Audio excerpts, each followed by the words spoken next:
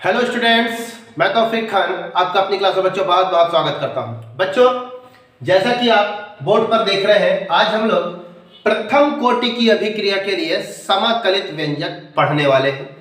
इसकी पिछली वीडियो में हम लोगों ने शून्य कोटि की अभिक्रिया का व्यंजक तथा शून्य कोटि की अभिक्रिया के लिए अर्ध आयु काल का व्यंजक सीख लिया है। तो आज हम लोग सीखने वाले हैं प्रथम कोटि की अभिक्रिया के लिए व्यंजक। तो भैया, सबसे पहले हम बात करेंगे कि प्रथम कोटि की अभिक्रिया क्या है। ठीक है, तो मैं हेडिंग बनाता हूं। पहले प्रथम को, व्यंजक तो बाद में, व्यंजक तो चुटकियों में सीख जाएंगे आप, लेकिन पहले प्रथम कोटि की अभिक्रिया जानते हैं। प्रथम कोटि की अभिक्रिया क्या है? ये प्रथम कोटि की अभिक्रिया, इस पर हम लोग फोकस करते हैं। ठीक है, तो कोई रासायनिक अभिक्रिया, कोई रासायनिक अभिक्रिया की कोटि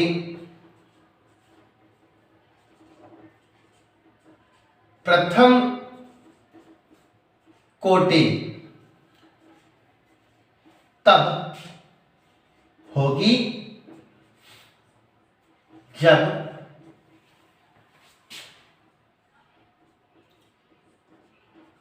अभिकारक की सांद्रता, ब्रैकेट में कर देते हैं प्रायोगिक सांद्रता का मान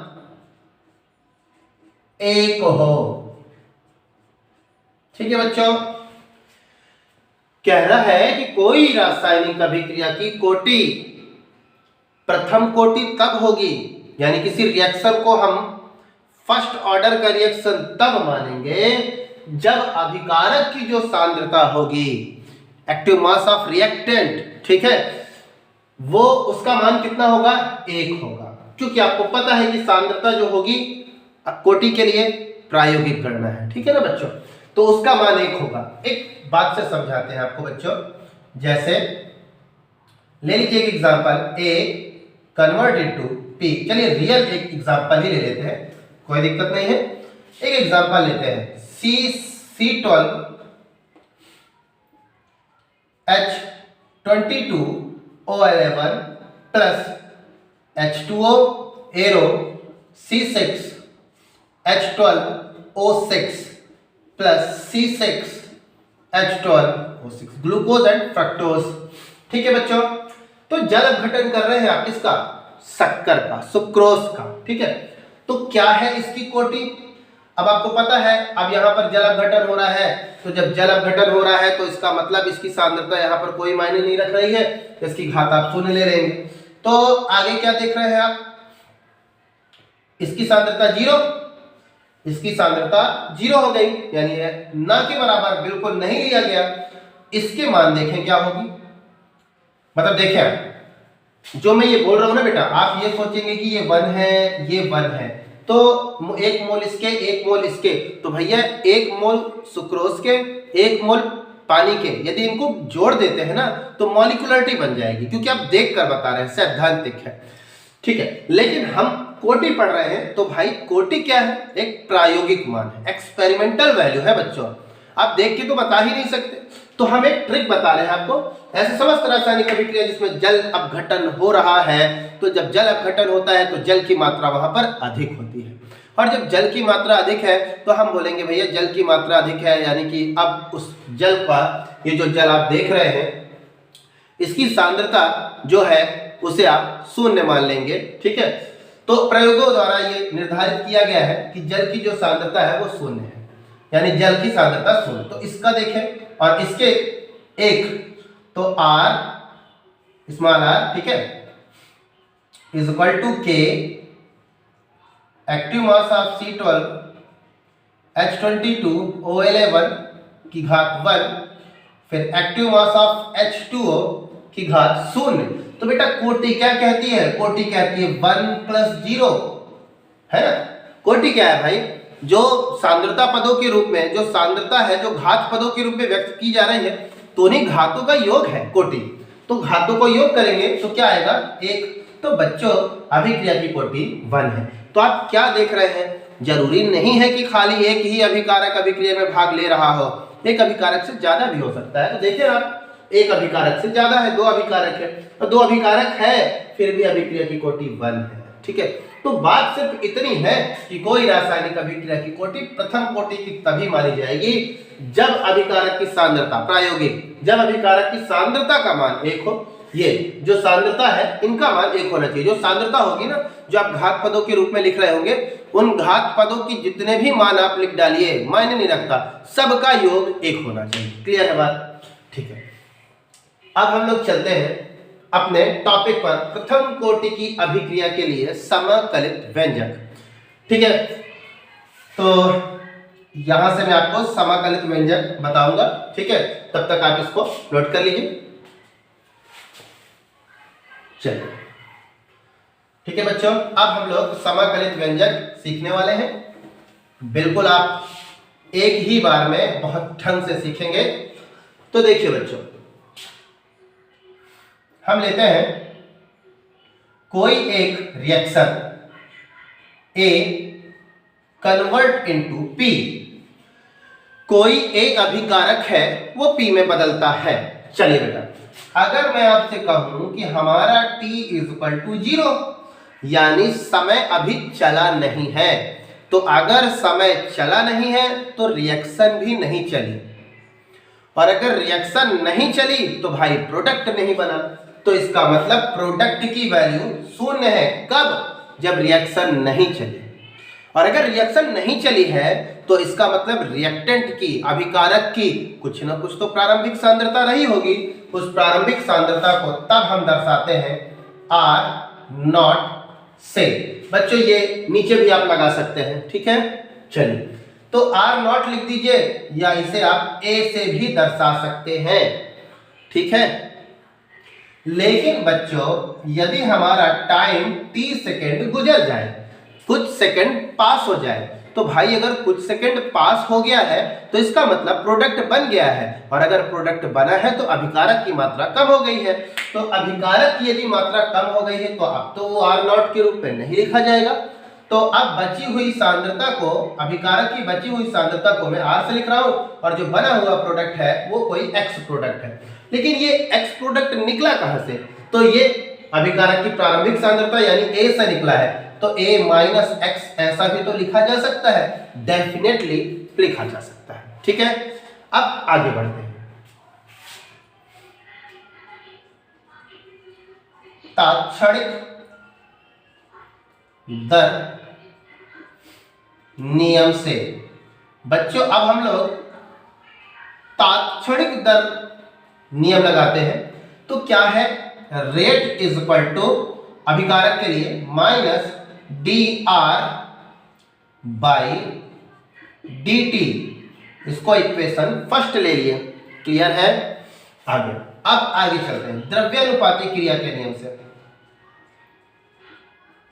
द्रव्यानुपाती क्रिया के नियम से। तो बच्चों द्रव्यानुपाती क्रिया का नियम यहां पर लगाएंगे, तो R = K active mass of R reactant, और घात कितनी लगाने वाले हैं? तो बच्चों घात लगेगी 1, क्योंकि हम पढ़ रहे हैं प्रथम कोटि की अभिक्रिया। तो आ गया 1, और अगर 1 लिखा है तो इसका मतलब तो भाई एक ही बार है, फिर चाहे आप घात में 1 लिखें या न लिखें फर्क नहीं पड़ता। आगे बढ़ते हैं, अब इसे ले लेते हैं इक्वेशन सेकंड। आगे लिखते हैं समीकरण 1 व 2 को मिलाकर लिखने पर। अब क्या करेंगे बच्चों, हम पहले और दूसरे समीकरण को मिला देते हैं। तो दोनों के लिए R तो इक्वल है, ठीक है, तो दोनों को मिलाते हैं, तो दोनों हम लिखेंगे -dR/dt इज इक्वल टू के आर, ऐसे दोनों को बच्चों मिला दिया। आगे बढ़ते हैं, इस आर को यहां ले आते हैं, dt को वहां कर देते हैं, यहां से कर रहे हैं बच्चों,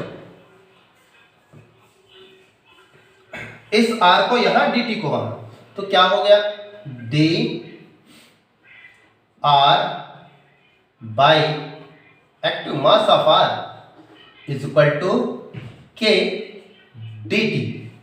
क्लियर। अब ये जो समीकरण है ना, इस समीकरण पर ऋण से गुणा कर देते हैं, तो मैं लिखता हूं उपरोक्त समीकरण में ऋण से गुणा करने पर, तो ऋण से गुणा करते हैं तो ऋण इसको प्लस कर देगा बाई आर, उसे माइनस कर देगा, हो गया। अब आगे लिखते हैं दोनों पक्षों का समाकलन करने पर, दोनों पक्षों का समाकलन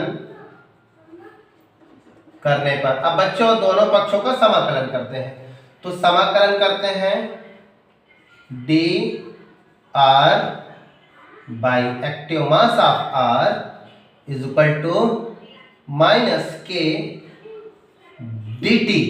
क्लियर है बच्चों। एक वैल्यू बताना चाहूंगा आपको मैं यहां पर, ठीक है, वैल्यू है यहां पर बॉक्स में बना के वैल्यू लिखता हूं बच्चों। समाकलन डी एक्स बाई एक्स की जो वैल्यू होती है वो बराबर होती है ln x के, ln x के, ठीक है। तो भैया dx बाई एक्स की वैल्यू है ln x, तो हमारे पास क्या है, dx की जगह पर r है, तो ये तो तय है ln लग जाएगा, लेकिन ln के बाद r लग जाएगा, ठीक है, r लगा देंगे। तो अब ये हो गई वैल्यू ln r बच्चों, इसे यहां से कैंसिल करते हैं, minus K T plus constant आ जाएगा सी, हो गया बच्चों। अब आगे उपरोक्त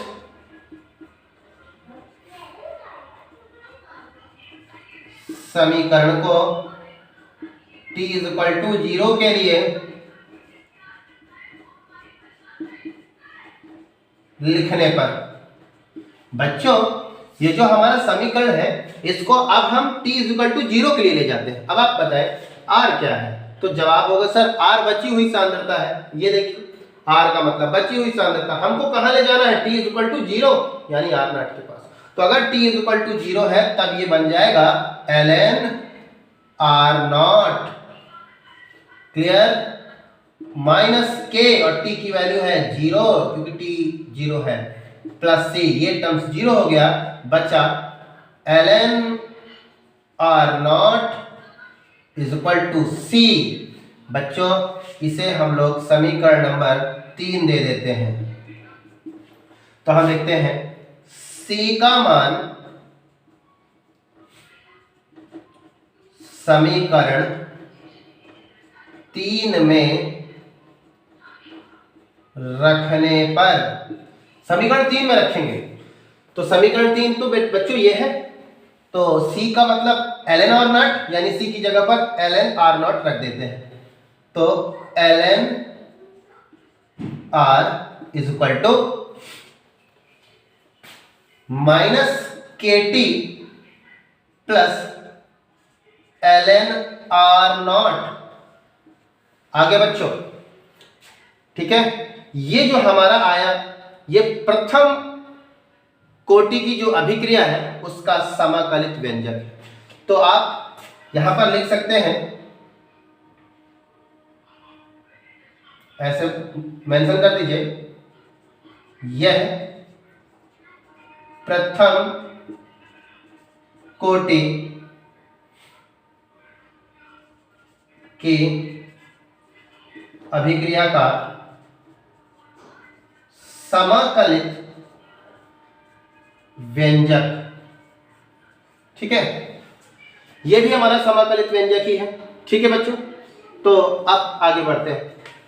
अब थोड़ा सा जगह हमारे पास कम पड़ रही है, व्यंजक बड़ा है।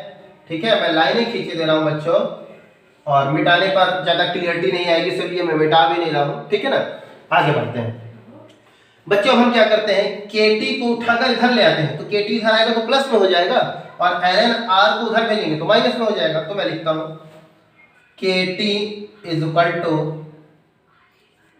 ln r not minus ln r। ठीक है ना बच्चों, यहां तक आपकी बिल्कुल क्लियरिटी बनी हुई होगी। ठीक है, सबसे पहले जो बच्चे वीडियो देख रहे हैं वो तुरंत, आप सभी लोग वीडियो को, बहुत से बच्चे आते हैं देखते हैं चले जाते हैं, आप सबसे पहले वीडियो को सब्सक्राइब कीजिए, लाइक कीजिए और अपने दोस्तों में भी इसे शेयर कीजिए। ठीक है ना बच्चों, चलिए अब आगे एक और फार्मूला है हमारे पास। ठीक है, क्या है फार्मूला, मैं यहां पर मेंशन करता हूं बच्चों।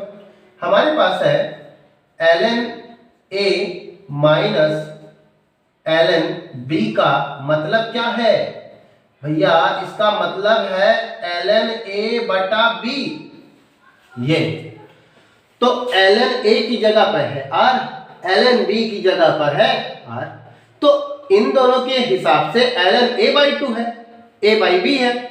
ठीक है, a बाई b है, तो अब यहां पे क्या हो जाएगा, ln r not by r। ठीक है, तो हम यहां पे लिखते हैं KT is equal to ln r not by r। ये ऐसे मेंशन करेंगे बच्चों। ln की वैल्यू भी होती है, मैं यहां पर लिख रहा हूं ln is equal to 2.303 log, इतनी वैल्यू होती है ln की। तो ln की जगह पर वो वैल्यू पुट कर देते हैं। चलिए, तो KT is equal to 2.303 log, ठीक है, r not by active mass of r।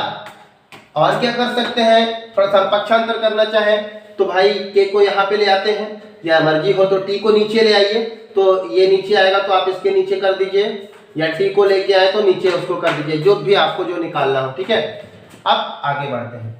r not का खुद का एक मान है, आप जानते हैं r नॉट का मान है a, तो r नॉट की जगह पर लिख सकते हैं ना, तो हम लिखते हैं यहाँ पे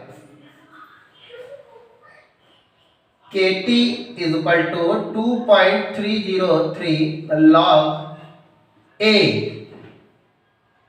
ठीक है, a r नॉट का मान है a, और r का मान कितना है, a माइनस एक्स, तो आप a माइनस एक्स भी लिख सकते हैं। एक इक्वेशन ऐसा भी आ रहा है बच्चों अपने पास।